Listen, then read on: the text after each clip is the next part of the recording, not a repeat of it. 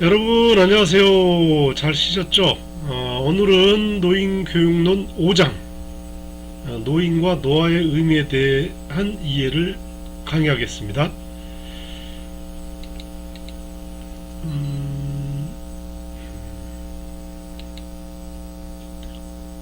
벌써 5주차가 됐습니다. 여러분,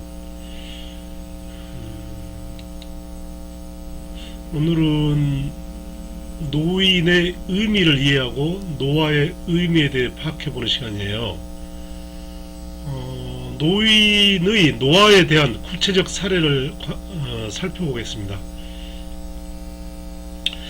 그리고 저희가 노인과 노화의 의미에 대해서 토론을 해야 되는데 지금 비대면 수업이라서 되게 불가능합니다. 예. 그래서 줌으로 하면은 그렇게 하겠는데 녹화로 오다 보니까 이게 가능치가 못하네요.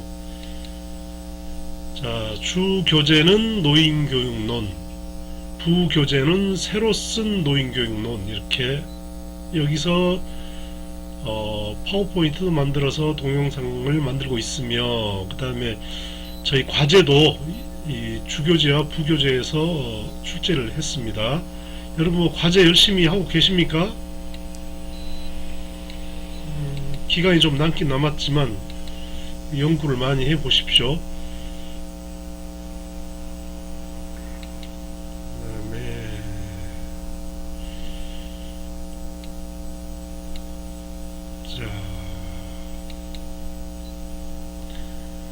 그다음에 전 세계적으로 65세 미만 인구는 감소하고 있습니다. 근데 65세 이상 노인 인구 비율이 증가하고 있습니다. 특히 선진국을 중심으로 저출산, 고령화 현상이 심화되고 있으며 이에 대한 관심이 증가하면서 국제연합, 경제협력개발기구, 세계보건기구, 유럽연합 등을 중심으로 고령화에 대한 대책이 쭉 마련되어 오고 있습니다. 그 세계 주요 기구 노인 인구 비율 추계를 한번 보십시오. 1990년부터 2010년, 2020년, 2030년, 2040년까지 추계를 해놓은 것을 한국노인인력개발원 2018년 자료에서 가져왔습니다. 전세계 인구가 보면 총 인구수가 이게 맞나 모르겠어요. 전세계가 지금 78억이라고 하는데 2020년에 77억이네. 올해 78억이 맞군요. 근데 점점점 늘어서 이게 2040년이면 90억이 되는 거예요. 그리고 OECD 국가는 얼마죠? 13억쯤 되네요. 그리고 EU가 있고, 여기 보시면 이게 화면이 줄어들지 않네. 자, 여기 보시면 국제 노년학회 규정에 따른 노인의 개념 보시면 1951년 제2회 국제 노년학회에서는 노인을 인간의 노령화 과정에서 나타나는 생리적, 심리적, 환경적 변화와 행동의 변화가 상호작용하는 복합 형태의 과정에서 있는 사람이다 라고 정의를 했어요. 노인은 구체적으로 다음과 같은 특징을 갖는다고 합니다.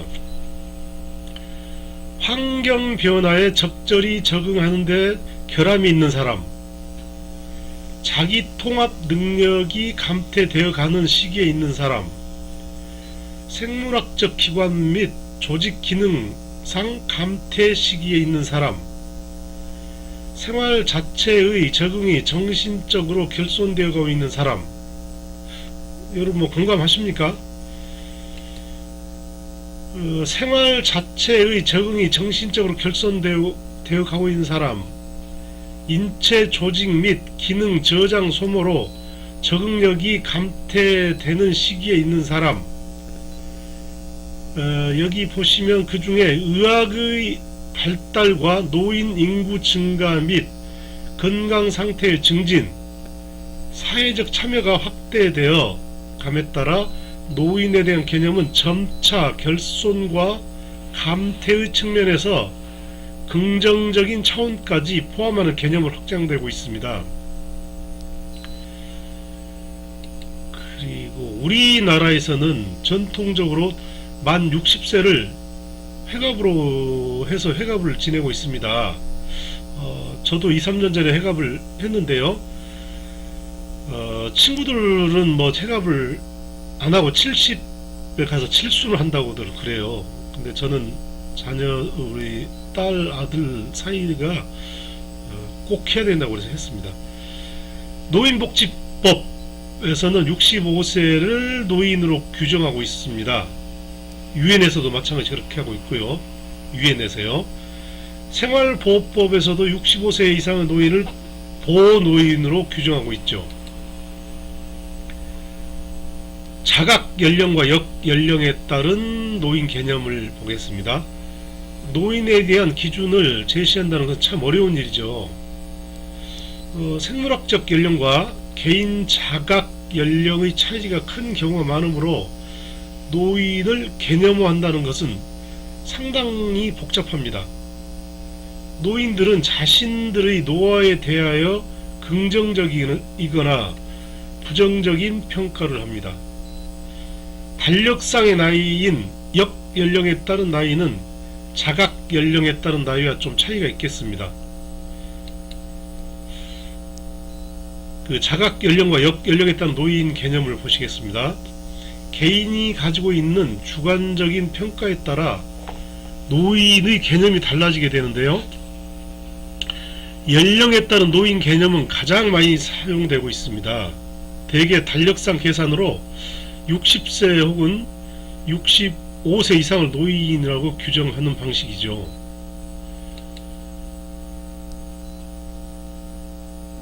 자각연령과 역연령에 따른 노인 개념에서 뉴가르테는 미국 노인을 생물학적 연령과 사회적 건강의 특징에 기초하여 연령별로 구분했습니다. 여기에는 세 가지로 구분되어 있는데요. 연소노인, 중고령 노인, 고령 노인. 자, 자세히 들여다보시면 연소노인을 초령 노인이라고 하기도 하는데 55세에서 64세까지를 말하고요. 여기에 해당하는 사람들은 대부분이 직업을 가지고 있습니다. 아직은 활동할 나이니까요. 저도 이제 거기에 포함돼서 지금 강의도 하고 있고 따로 사업을 하고 있습니다. 많은 사람들이 직업적 성취나 사회적 승인 면에서 최고 수준에 이를 그럴 나이죠. 활력이 있으면서 유능한 그룹으로 은퇴하였거나 또 현직에 있기도 하지요. 근데 이분들은 오랜 경험을 통해서 지식과 지혜를 많이 갖추신 분들이죠. 직장과 가정에 대한 시간적 투자를 줄인 노인들입니다. 이분들은 재정적으로 안정이 되어 있고 상당한 교육을 받았으며 시간을 의미있게 활용하는 방법을 찾는 분들입니다. 사회의 중요한 자원으로 인식되며 정치적, 사회적, 경제적 요구가 활발한 분들이죠. 우리 사회의 중요한 부분을 차지하는 분들이죠. 그 다음으로 중고령 노인인데요. 65세에서 74세에 해당되는 사람들로 아직은 신체적으로 심각한 노화를 겪고 있지는 않습니다. 고령 노인은 진정한 노인으로서 대부분 퇴직자들입니다. 대부분 직업지에서 물러나 퇴직한 상태지만 신체적, 정신적, 사회적 상실을 경험하고 있죠.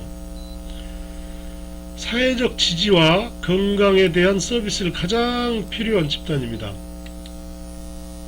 다음으로 마지막으로 초고령 노인이라고 분류가 되는데 75세를 말씀드린 겁니다. 75세 이상인데요. 신체적으로 노쇠하고 질병에 걸린 경우가 많으며 또 걸리기가 쉬운 나이죠. 사회적 활동이 이제 좀 어렵겠죠. 이제 신체적으로 노쇠하고 질병에 걸린 경우가 많기 때문에요. 어떤 분들은 또그 사회복지시설, 요양보호시설에 또 가 계신 분들도 많고요. 제 주위에도 이제 어르신들이 그런 분들이 많이 계시니까요. 초고령 노인들은 대부분이 이제 경제적인 곤란을 겪고 있을 수 있다고 볼 수 있습니다. 왜 그러면 이게 이제 국가에서 주는 연금을 받는 분들은 뭐 그나마 괜찮겠죠. 근데 이런 분들이 재산을 자기 소유로 가지고 있으면 좋은데 대부분 자녀들에게 물려주거나 아니면 저축이 부족해서 이런 경우도 있을 수 있습니다. 그러다 보니까 독거 생활을 할 수도 있고 가정적 또 그리고 사회적으로 고립되어 있을 수가 있습니다. 그렇지만 이제 오래 살수록 인간은 각각 다르게 노화된다는 사실 때문에 이게 사람마다 다 틀리다는 얘기죠. 운동을 많이 한다든지 안 그러면은 뭐 검소하게 신체 보호를 스스로 젊어서부터 계속 유지하고 운동을 지속적으로 하신 분들은 조금 다르게 더 발전이 될 수도 있겠죠. 노화가 느리다는 얘기죠. 젊음을 더 유지할 수 있고. 근데 생물학적 나이는 개인의 건강이나 사회적 능력 수준에 대한 충분한 지표가 되지 못한다는 것을 보여주는 집단입니다. 자, 에칠리의 분류를 보면 1985년에 발표한 건데요. 역시 노인을 연령에 따라 세 계층으로 분류했습니다. 연소 노인을 60에서 74세, 중고령 노인을 75세에서 84세, 나이를 많이 높였네요. 고령 노인을 85세 이상으로 봤어요. 이게 약 10년을 더 올렸습니다. 뭐 요즘 그러니까 120세 세대니까 이렇게 높였겠죠. 일률적으로 연령에 의해 노인을 정의하는 것은 한계가 있습니다. 노화 과정은 연령과 반드시 일치하지 않기 때문이죠. 개인에 따라 매우 상이하게 진행되기 때문이고요. 또한 사회 문화적 차이에서도 차이가 좀 있습니다. 자, 일반적인 기준에 의한 노인의 정의를 보겠습니다. 노화 정도에서는 신체적, 심리적, 사회적 노화, 여기서 보면 연령 다음으로 일반화된 노령의 기준입니다. 이게요. 그러나 역시 모호한 한계가 있습니다. 이게 딱 부러지게 뭐라고 정의를 내릴 수가 없는 거죠. 인간의 노화는 생물학적 요인만이 아닌 심리적, 사회적 측면과도 함께 관련되어 있기 때문입니다. 그 시대의 사회, 문학, 정치, 경제 등의 여러 요인과 관련이 되어 있습니다. 1951년 미국에서 열린 국제노년학회에서는 노인이란 인간이 노화 과정에서 나타나는 생리적, 심리적, 환경적 행동의 변화가 상호작용하는 복합 형태의 과정이다 라고 주장하였으나 이 기준 역시 매우 모호한 기준입니다. 두 번째, 사회적 역할 및 활동 정도를 보겠습니다. 심신의 노화로 인해 사회 활동을 할 수 없는 사람을 노인으로 보는 것. 근대 사회에서는 사회적 활동 여부와 밀접히 관련지어 노인의 기준을 정년제나 연금 수급 연령과 관련 짓고 있습니다. 그러나 이 역시 문제가 있습니다.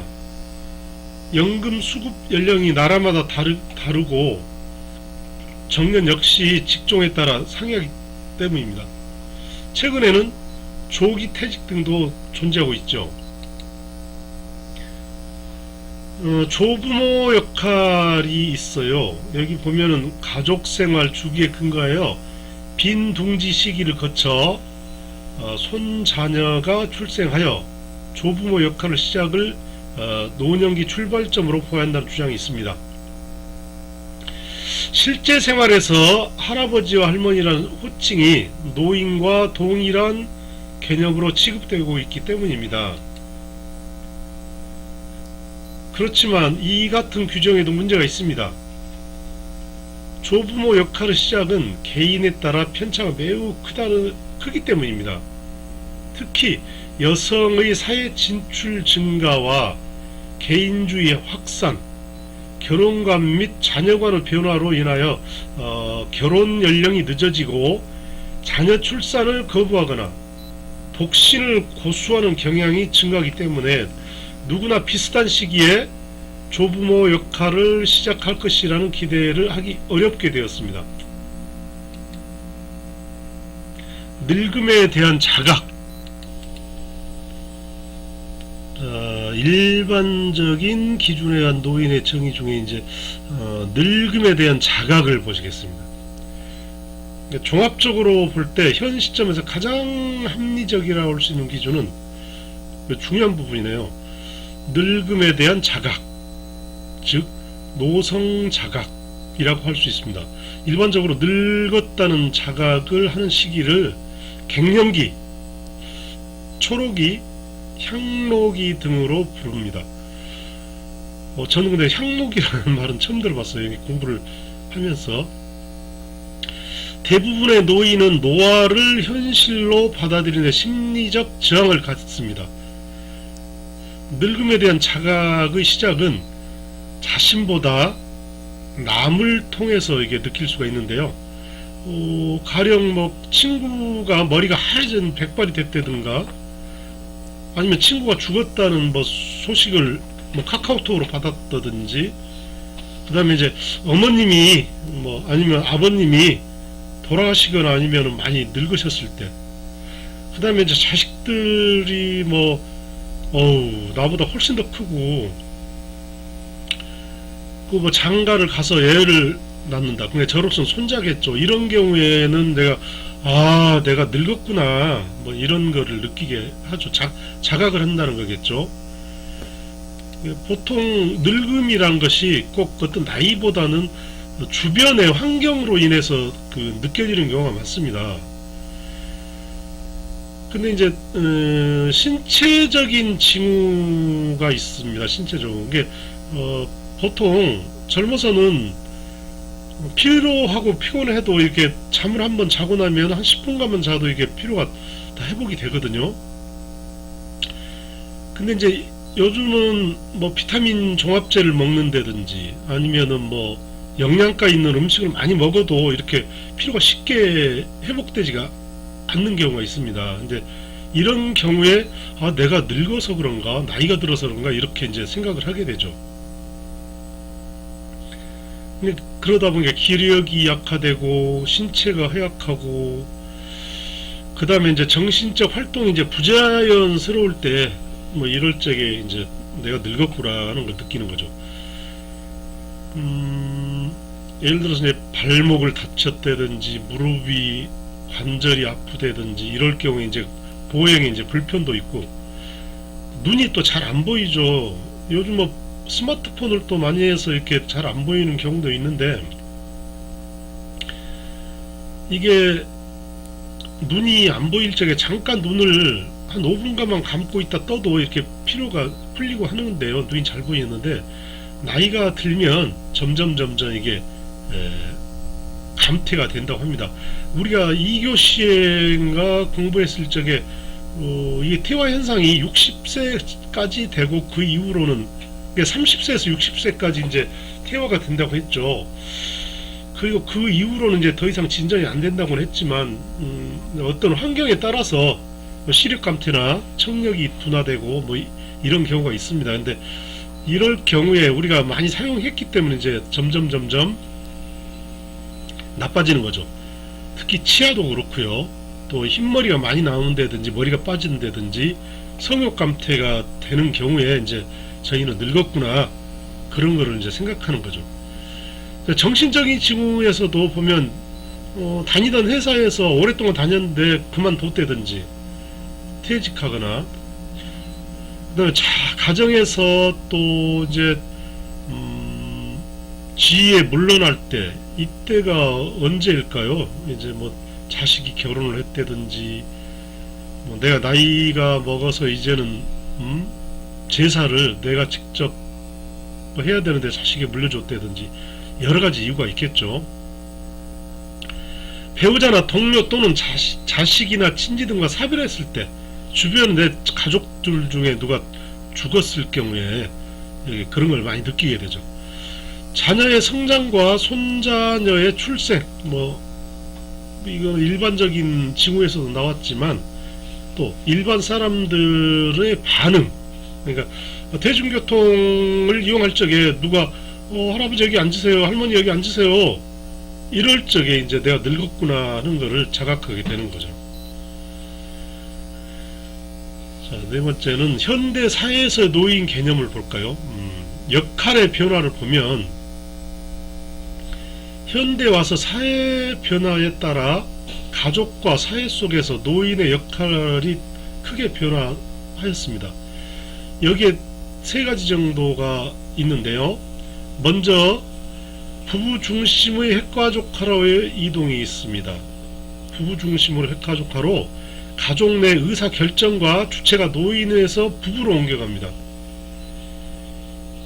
과학기술의 발달과 서구 종교의 확산은 가정의 제사 기능을 축소시켜 주체로서의 노인의 역할의 축소를 초래하였습니다.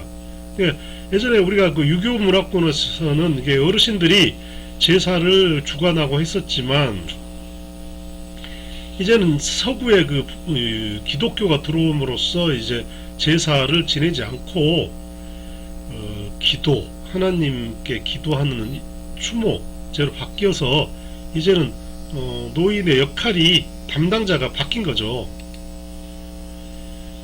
사회 변화의 가속화와 현대 과학의 발달은 노인들의 전통에 근거한 지식과 기술, 그리고 그들의 인생 경험을 통한 지혜를 화석화시켜 노인을 무식하고 시대에 뒤떨어진 쓸모없는 존재로 만들어버렸습니다. 따라서 올로 지혜의 보고 전통의 전수자로서의 노인의 역할이 많이 약화가 됐습니다. 과거 가족의 기능 중 가장 중요한 부분을 차지했던 교육의 기능 전부가 학교 등 형식적 교육기관으로 이양됨에 따라 가정의 교육 책임자로서의 노인의 역할이 축소되었습니다. 가족 중심의 산업 구조가 공업 및 서비스업 이주의 산업 구조로 변화했습니다. 농경사회 때는 어른의 역할이 매우 중요하였지만, 지금 이제 산업사회에서는 회사의 직장 상사의 역할이 더 커진 거죠. 가정의 경제권은 생산성이 우수한 젊은 층으로 이동하게 되었습니다. 따라서 노인들은 가정 내 경제권을 상실하고 경제적 자립 능력이 없어 젊은이들로부터 부양을 받는 존재로 전락되었다고 볼 수 있습니다. 일반적인 노인 정의는 역연령, 노화 정도, 사회적 역할, 조부모 역할에 의해 규정되고 있죠. 노인을 나이 등 역연령이나 그 신체적 노화에 근거하여 정의한 경향이 크지만, 심리적, 사회적 측면과도 관련이 되어 있으며, 학습 정리를 하고 있는데요. 일반적인 노인의 정의는 역연령, 노화의 정도, 사회적 역할, 조부모 역할에 의해서 규정을 했고요. 노인을 나이 등 역연령이나 신체적 노화에 근거하여 정의한 경향이 크지만, 심리적, 사회적 측면과도 관련이 되어 있습니다. 다른 시기보다 개인차가 큽니다. 이 시기가요. 개인의 심리적 자각에 의해 노년기를 구분짓는 것이 합리적입니다. 노인은 전생에 걸친 긴 인간 발달 경로 중 한 과정에 위치해 있으며 아직 개발되지 않은 많은 잠재력과 가능성을 지닌 존재라는 인식 전환이 요구됩니다. 전생의 발달이 가능한 것이죠. 여러분 5주차 1강 여기서 정리하겠는데요. 노인에 대한 이런 정보를 많이 보시고요. 자, 5주차 2강을 준비하겠습니다.